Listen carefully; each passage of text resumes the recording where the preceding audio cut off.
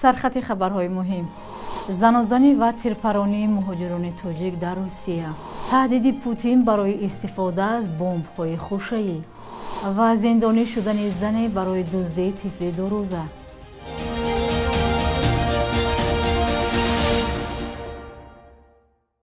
سلام بیننده های عزیز، امیدوارم خوبید و برنامه نوید بامدادی را تماشا دارید.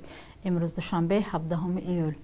دادگاه ناحیه خراسان یک مادر تاجیک را عامل جنایت پرسر و صدا و یا دزدی طفل نوزاد در تاجیکستان دانسته با گناه آدمربایی به زندان محکوم کرده است.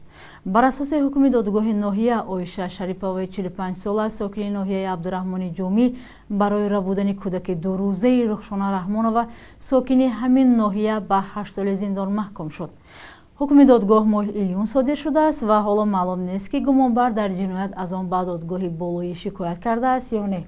در حکم که نسخه آن به رادیو آزادی رسید آمده است که شریپووا به سبب فرزنددار نشدن در نزد خود مقصد گذاشته است که پنهانی از شعبه تولدخانه یک طفل را ربوده صاحب فرزند شود. به همین مقصد او وارد حجره طفلان نوزادی تولدخانه مرکزی ناحیه عبدالرحمن جومی شده طفل نوزادی رحمانова را دزدیده است.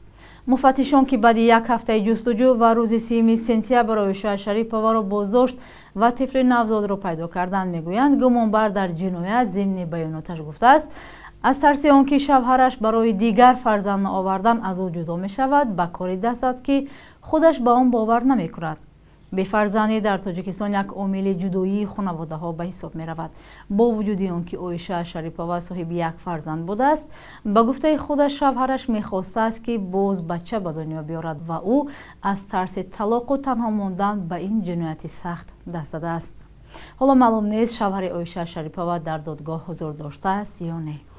در شهر کودرووا که در کنار شرقی شهر سنت پتربورگ جایگیر شده است، بین مهاجران تاجیک زنازنی و تیرپرانی صورت گرفته است. در این باره سامانه محلی پترگراد خبر داده است. به اطلاع منبع 3 مهاجر تاجیک سنشان 47، 24 و 23 ساله با یک مرد 30 ساله که او نیز تاجیک بوده شهروندی روسیه را داشته است مناقشه کردند. مرد 30 ساله به آن 3 نفر جراحت‌های وزن جسمانی رسانده است و هر 3 را در بیمارخانه بستری کردند.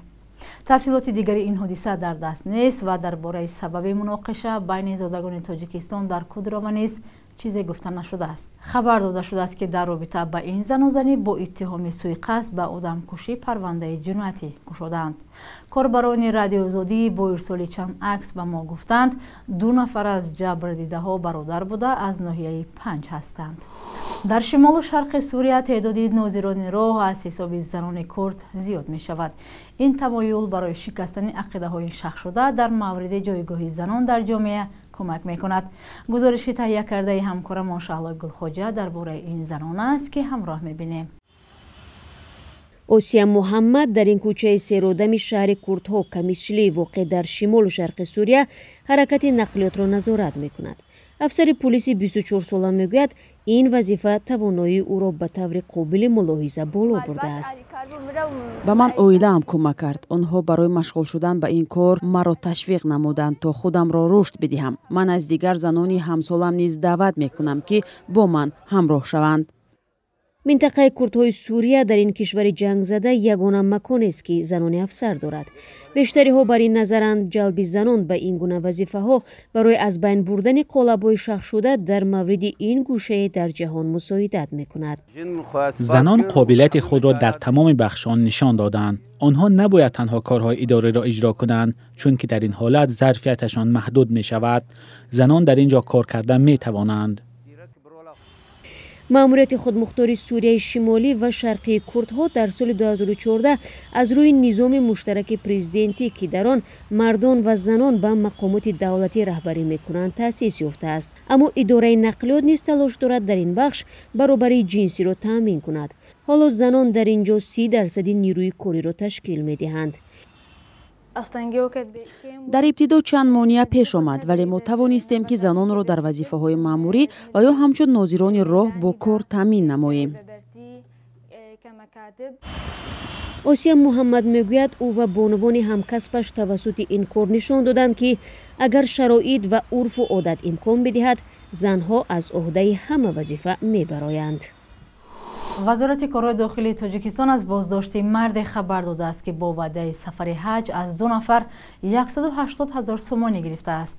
با اطلاع منبع هنگام چاره‌بینی‌های اپراتیوی جستجویی از جانب کارمندان این نهاد معین کرده شده است که مرد 30 ساله ساکن ناحیه فرخار اولهای ماه ینور سال روان با راه فریب و ساکن 27 ساله ناحیه جلال‌الدین بلخی بیش از 109,000 سومانی گرفته وعده داده است که پدر و مادر او را به حج فرضی به عربستان سعودی روان می‌کند. او تکرارا با همین راه ماه ایون از مرد 67 ساله ناحیه مذکور 70,000 سومانی گرفته وعده داده است که او را به حج فرضی روان می‌کند، اما او را نیز فریب کرده است. مقامات خبر داده است که اوید به این حادثه ها تفتیشات ادامه دارد. پرزیدنت روسیه تهدید کرده است که اگر اوکراین از بمب های خوشه‌ای استفاده کند، مسکو آن را به جواب نخواهد گذاشت. ولادیمیر پوتین در مصاحبه با خبرنگار کرمل پاول زاروبین گفته است فدراسیون روسیه ذخیره کافی بمب های خوشه‌ای دارد ولی تا حال استفاده نکرده است. با وجود کمبودی لوازم در یک دوره معین این کار را نکردیم. اگر آنها بر ضد ما بمب‌های خوشه‌ای استفاده برند، حق داریم پاسخی همسان بدهیم، افزوده است او. رئیس جمهوری روسیه در عین زمان شرح نداده که در کدام دوره و از کدام نوع اسلحه کمبود داشتند. وزارت دفاع آمریکا در آخر هفته گذشته گفت که به اوکراین بسته نوی کمک‌های نظامی از جمله بمب‌های خوشه‌ای فرستاد. استفاده از بمب‌های خوشه‌ای را 110 کشور جهان منع کرده، آمریکا، روسیه و چین زیر این اعلامیه امضا نگذاشتند. بمب‌های خوشه‌ای یک تهدید بزرگ و دراز مدت به جان مردم نامیده می‌شوند، چون که زود نمی‌ترکند. آن توپخانه است که از زمین یا هوا پرتاب می‌شود و در هوا منفجر شده سبب پیدا شدن ده‌ها بمب خردتری می‌گردد. بخش یک روز تاریخ از مهمترین تحولات تاریخی برای امروز خبر می‌دهد.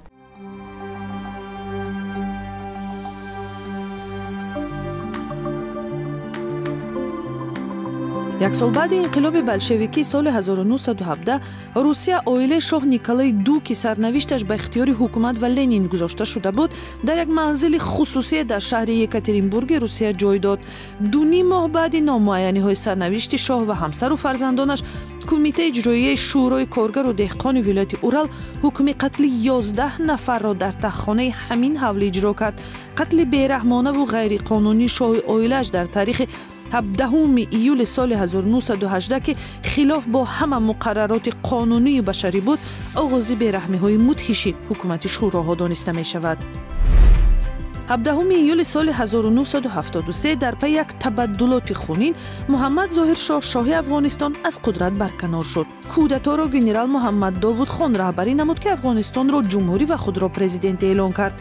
دوره حکمرانی ظاهر شاه را در تاریخ چون عهد ثبات و رشد افغانستان، حقوق آزاد زنان به فعالیت اجتماعی و تحصیل مینامند. 17 ایول سال 2001 در دوشنبه در نتیجه حمله سلاح به دست ناشناس مشاور دولتی پرزیدنت تاجیکستان نائب به مسائل بین المللی کریم یولداشف به قتل رسید. او از دیپلمات‌های خوشنام سیاست خارجی تاجیکستان و بلند مقام‌ترین نماینده حکومت بود که قربانی کشتارهای زنجیره‌ای شخصیت‌های معروف در سال‌های بعد ختم جنگ شهروندی گردید. در اوج بد شدن روابط با ایران مقامات ادعا کردند که کشتارهای شخصانی سرشناسی تاجیکستان را گویا تهران تشکیل کرده است، اما ایران این را رد کرده. مطبوعات مستقل هم اتهام‌ها را زیر سوال برده است. و در پایان برنامه نظری میکنیم به قرب اسعار. بانک ملی 1000 روبل روسی رو با 121 سومانی، 100 دلار آمریکایی رو 1092 سومانی و 100 یورو با 1224 سومانی برابر کرده است.